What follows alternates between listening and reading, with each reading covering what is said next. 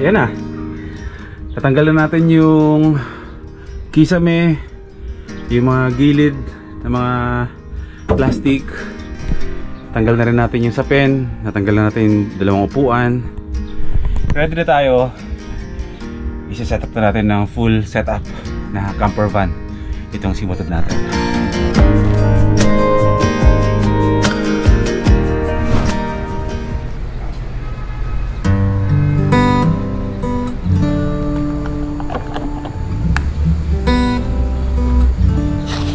This is my daily morning routine. Before anything, coffee first.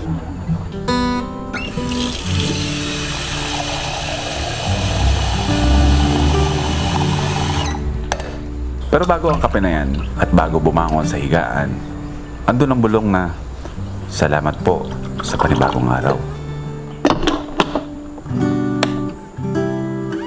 Sa panibagong araw para magpatuloy. Maraming salamat sa magandang kalusugan at maraming salamat at dumilat ulit ang aking mga mata. Sa bawat araw na kanya-kanya tayong gising, may kanya-kanya din tayong haharaping laban sa maghapon. Pero kanya-kanya din tayong diskarte sa buhay, kanya-kanyang paraan kung paano natin sisimulan ang araw nating maganda. Mainit na kape lang, magmumuni-muni kung ano lagi ang goal ko sa buhay. Kung ano ang magandang purpose ng lahat ng mga plano kong gusto kong gawin. Sabi nga nila, nakadepende ang araw sa klase ng pagsalubong mo sa umaga. Kung sisimulan mo itong positibo, pwede mong ma-attract na positive ang mangyayari sa'yo sa maghapon. Pero pag sinimulan mong bad trip ka, bad trip talaga. Mula dito sa Giginto, Bulacan, magandang umaga, magandang tanghali at magandang gabi sa inyo lahat mga first timers, and welcome back to another episode. Gusto ko nang bumalik ng Mindanao kasama si Watod. Tulad yan ng mga sinabi ko sa mga previous vlogs na meron tayong malaking makeover na gagawin dito sa ating mini camper van. At simulan na natin. Tulad yan ng sabi ko, itong si Watod ay dadaling ko na ulit ng Mindanao at iiwan ko siya doon para vice versa na lang tayo na pabalik-balik ng Mindanao kasi gustong-gusto ko talaga mag-travel. Marami akong gustong puntahan sa Mindanao. Kahit na pabalik-balik ako doon, hindi talaga sapat. Palaging bitin. Yung pakiramdam na ang dami ko pa sanang pwedeng puntahan para daling kayo sa mga magagandang lugar ng Mindanao. Yun yung dahilan kung bakit ako nag-decide na dali na lang si Watod sa Mindanao at iwan doon. Kasi hindi naman natin pwedeng iwan ang Luzon tuluyan kasi nga marami tayong mga ganap dito bilang isang motovlogger. So, ngayong araw magro-raw vlogs tayo. Update dito sa ating camper van kasi babaklasin ko lahat-lahat ng laman yan. Talagang setup ng isang camper van itong si Watod para mas komportable tayo sa mga biyahe natin. Inside and out, may mga idadagdag tayo dyan, may mga babaguhin dyan para kapag bumiyahe tayo, komportable talaga tayo. At meron akong malaking plano para dito sa ating van na yan. Ang plano dito, pagandahin yung loob, paluwagin, lagyan ng roof tent sa taas. And at the same time, isa siyang roving coffee shop, Watod Coffee. So anywhere sa Pilipinas, kung mabiyahe man tayo, mapunta man ako sa mga beaches, aminin natin na talagang, aminin ko na yung pagbabiyahe talaga, kahit sino namang biyahero, talagang sobrang magastos yan. So syempre hindi na naman tayo pwede gastos, mag-isip tayo ng ibang paraan para kahit papano na kung mabiyahe tayo, meron tayong pinagkakakitaan kahit papano na nakakadagdag sa mga funds natin para sa panggastos natin sa pang-araw-araw nating biyahe kapag dala natin ang ating van. Triple ang gastos ng gasolina kapag ito ang gamit ko kaysa sa motor. So kailangan natin gumawa ng paraan na kumikita tayo kahit nasa daan. Hasta ng araw, sabi ko pa naman kagabi, gigising ako maaga, mga alas 6 ka ako, sisimulan ko ano yung dapat kong gawin. Init ng panahon, no? Parang may heat stroke kapag nasa labas. Kaya ako merong ganito. Ito yung history talaga. Ito yung kwento kung bakit ako may headband, kasi pawisin ako. Kapag may headband, hindi bumabagsak yung pawis ba sa mukha ko kapag nagbablog ako sa nililimahin. Kaya hindi na siya nawala sa akin. Hindi ko na siya natanggal, kumbaga parang trademark na ni Boy P may ganito. Pero ang purpose talaga nito dati, para hindi bumagsak yung, parang hindi tumutulo lagi yung pawis dito sa mukha ko. Okay, 9:30 ng umaga, mainit na yung araw, tirik na. Pero sisimulan ko na magbaklas ng kailangan baklasin sa loob ni Watod. Yung mga sidings nun, kisabay tatanggalin natin.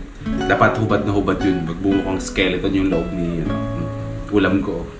Ligo sardines. Kumakain ka ba nito? Hindi kumakain niya, mayaman yun eh. Ang goal natin ngayong araw na to, kapag nabaklas natin lahat ng sidings at yung kisame ni Watod, ay direkta dadalhin agad natin yan ng Antipolo sa kaibigan ko, kay Coffee Break PH.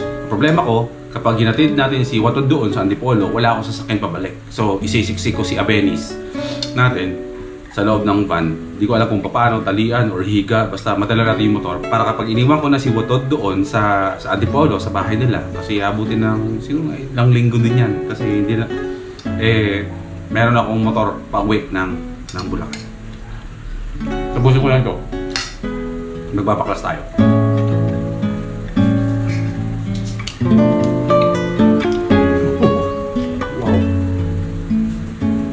Wow.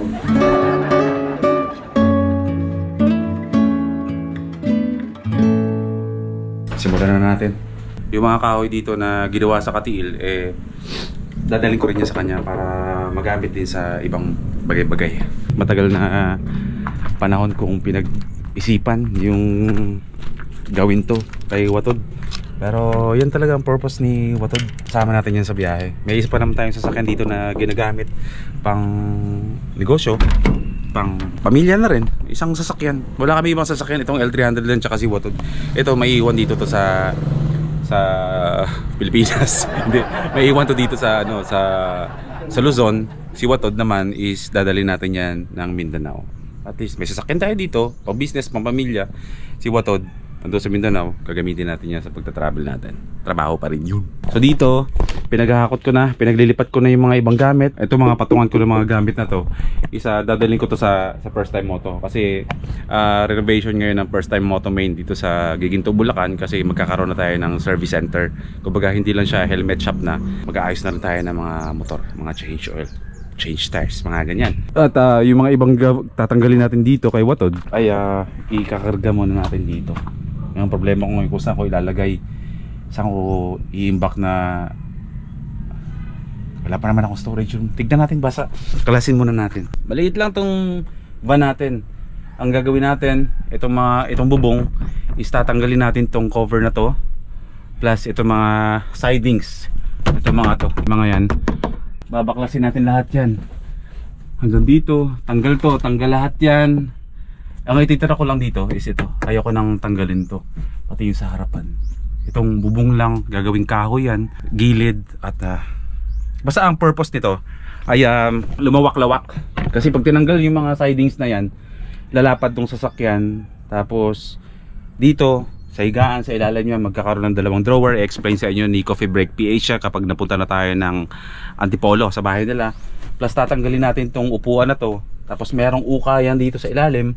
Yan din ang magiging silbing isang drawer pa para sa mga gamit natin na dala-dala palagi. So ang mangyari niyan, lahat ng gamit nasa ilalim, maluwag ang taas kasi nga gagawin nga nating roving coffee shop na editing na tulugan. Pagkatapos ng lahat niyan, papadecals natin si Watod at yung bubong ay magkakaroon na yan ng roof tent courtesy of SR Performance. Thank you po in advance SR Performance. Maraming salamat sa suporta. Baklasan time. Yan, shoutout kay Surplus TV, kay Bro Dodong na kahapon tinuruan niya ako, nag-send siya ng video kung paano babaklasin ang lahat-lahat ng to.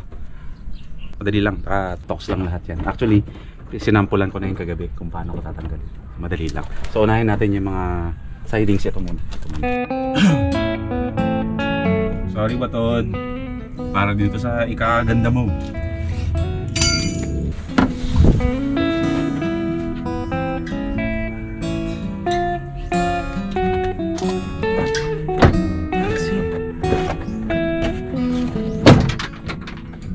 Sorry Watod!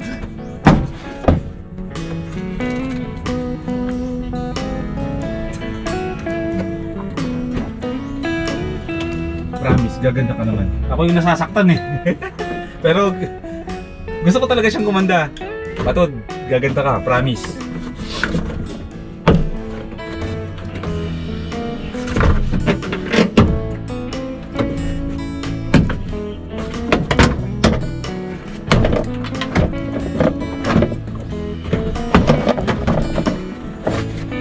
Yay! Oh, di ba? Pansin nyo, oh, nung tinanggal yung mga sidings na plastic, mas lumapad, mas luwawak ngayon. So isasagad natin yung may mga lamesa dyan. Basta ang goal dito, matulugan siya ng komportable ng 2 tao. Maliban dun sa ilalagay na roof tent ng SR Performance sa atin. So itutuloy-tuloy ko lang muna to, pati yung mga ito. Ang bilis ang tanggalin ito. Pero yung mga sidings muna.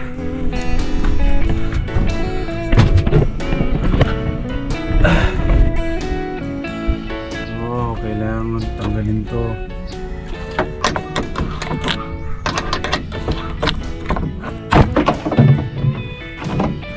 Okay. Ang sarap na libangan yung ganito eh. Yung mga gustong gawin eh. Yung magbuting-ting na magbuting-ting.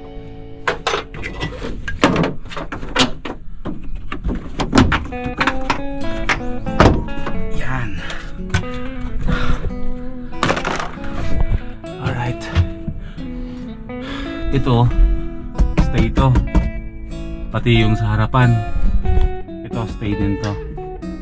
Hindi ko alam kung... Depende kung anong decision ni Coffee Break PH. Kung tatanggalin o hindi. Madali naman siya tanggalin. Kaya, hayaan ko muna yan dyan. Siya na mag-decide. Ngayon, tatanggalin natin itong kisame. Wait. Wala palang speakers to dito sa likuran. Akala ko meron. Sa harapan lang pala yung tunog nun. Kailangan tanggalin to. Screwdriver.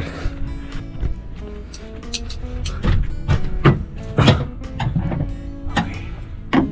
Kailangan lahat ng mga tornilyo na tatanggalin ko pagsama-samahin ko.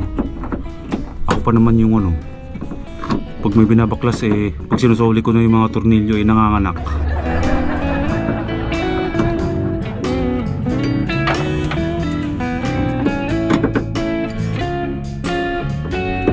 Parang ASMR tong ginagawa natin. Di ba maraming gumagawa sa YouTube ng ganito lang hindi nagsasalita? No? Malabong mangyari sa akin yun, di ako magsasalita. Yan. Itong fairy lights ko. Ako, excited na ako sa kalalabasan ng itsura ni Watod kapag natapos to. Babalik ko yung fairy lights na yan. Wala na kayong isa dyan kasi pinigay ko sa anak ko. Nilagay niya sa kwarto. Alright. Yan. Hindi ko alam kung anong diskarte ni Coffee Break PH dito sa ceiling na to. Papaubaya ko sa kanya. Diskarte niya kapag nilagyan niya na ng ceiling to. Kasi lalagyan niya na para mga sukbitan pa sa taas. Papaubaya ko na sa kanya yung decision kung ano maganda. Pero isa lang yung request ko na dun sa harapan magkaroon ba ng lagayan ng mga gamit na hindi lang visor, kahit wala ng visor kasi tinted naman to, meron dun. Tsaka dito may ganun na pwedeng paglagay ng mga gamit ba. Tapos dahil dito maluwag, titinda ako ng kape. Roving minivan selling coffee, ganun. Okay, dito naman tanggalin muna natin yung ating mga agimat dito. Aking taon para palabas mga masasamang spirit, mga aswang. Tatanggalin natin. Tatanggalin to, tapos tatanggalin to. Screwdriver. Huwag lang mawawala ang mga screw talaga.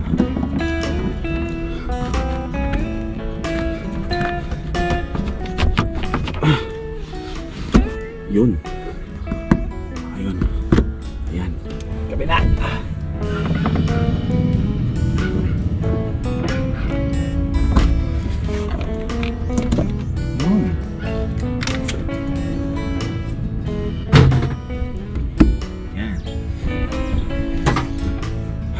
challenge kung paano natin tatanggalin to.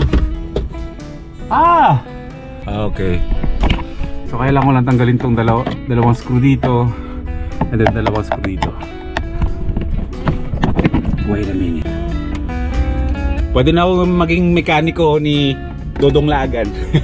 Hindi pala. Taga Backlassers Club. Baka pwede ikabit ulit ni Coffee Break. Depende. Okay? Okay na ba? Wala na? Sige. Yun. Bye-bye.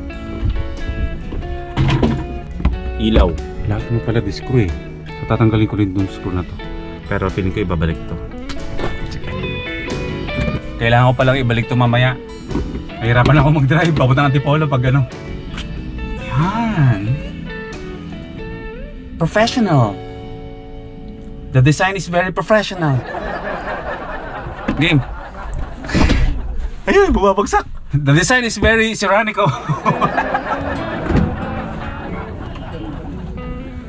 Yan. Dami pala nakasampay dito. Yero na yan eh. Kapag nilagyan ng braces dyan ni Coffee Break PH ng kahoy para lagyan ng kisame, lalagyan pa yan ng parang, alam nyo yun, yung parang nagpipigil sa init ng araw. Yung parang metallic, hindi ko ma-explain eh, alam nyo na yan. Kakaroon ko yan ng mga ganito sa YouTube. Aray ko.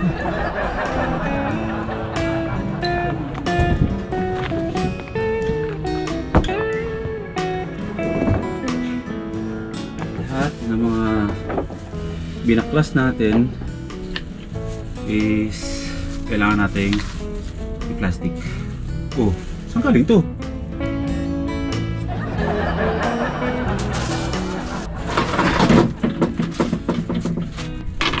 Malamang itong seatbelt na to, tatanggalin na rin to. Tatanggalin na rin yan. Okay, so far eto na yan. Didikit ko na lang itong mga wire na to ng tape muna, or tatali ko. Siya na lang din ang mag-aayos yan. Hindi ko alam kung kakayanin ng iabi ko yung pagtanggal ng ano eh, ng upuan, pero subukan na natin. Baka sakaling kaya naman eh, hindi na tayo lumabas.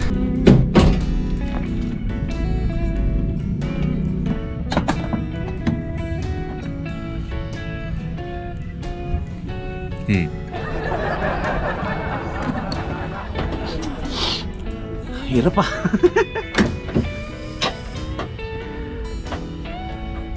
Tiga lang.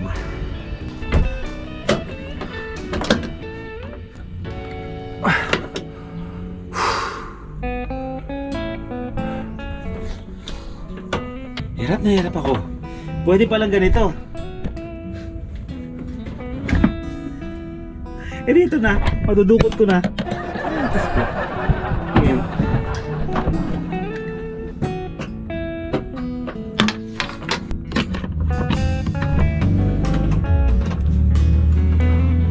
Dapat hindi ganito ang susi gamit dito eh.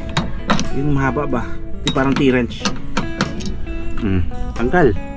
Ba?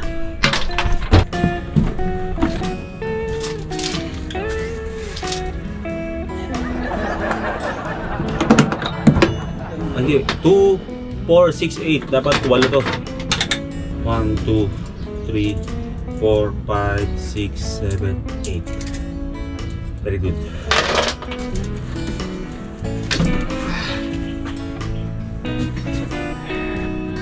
Ang bihira. Ang gulo. Ayan na. Tatanggalan natin yung kisame, yung mga gilid ng mga plastic. Tanggal na rin natin yung sapin. Natanggal na natin yung dalawang upuan. Siguro tanggalin ko na tong ano, seatbelt dito. Kasi hindi naman magagamitan ng seatbelt sa likuran eh. Kasi ilalagyan to ng ano, panibagong, alam mo yung mga tabla-tabla. Tapos may lamesa dyan. Basta ganoon. Makikita nyo naman yan pag natapos na. Tanggalin ko na lang seatbelt. Kasi naka-umbok eh.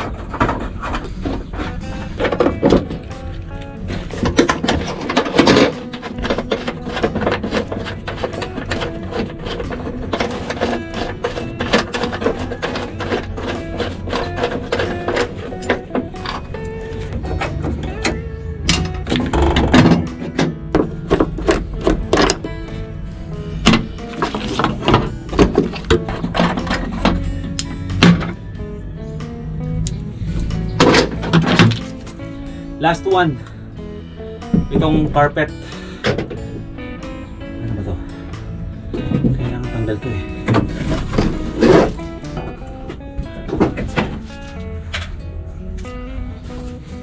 Okay. Ito, cabinet to. Hinihila-hila.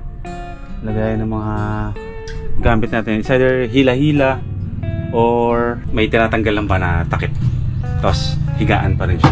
Kasi hindi pwede nating i-fix ito. Siguro yung box dito na same level nung higaan dito na may drawer din sa ilalim is ito tanggalable. Parang pwede tanggalin kasi kapag nagpapalit tayo ng bearing eh kailangan matras to eh. Dapat nakakahiga tong upuan kasi yung makina niyan is nasa ilalim ng upuan. So kailangan maka-atras yan at ma-fold para masilip yung makina. Kung i-fix natin yan, hindi yan natin mabubuksan yung area ng makina na andito sa ilalim. So kailangan ni-atras yan, igaganon para masilip yung makina. So dapat ito talaga na bubuhat-buhat para tanggalin. At hindi ko lang din alam kung anong decision dito ni Coffee Break PH kasi ang battery is nandito. It's either gawa niya ng paraan siguro kung paano madudukot kapag kailangan ng battery, palitan, or ilipat niya yung battery. Kaya yan. Magaling yan. Okay, mag-aayos-ayos na lang ako at wawalisin ko na to para malinis na.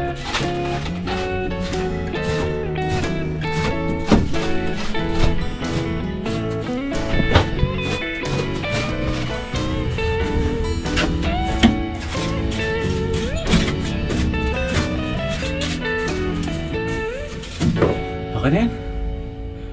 Ihatid na natin ito sa Antipolo.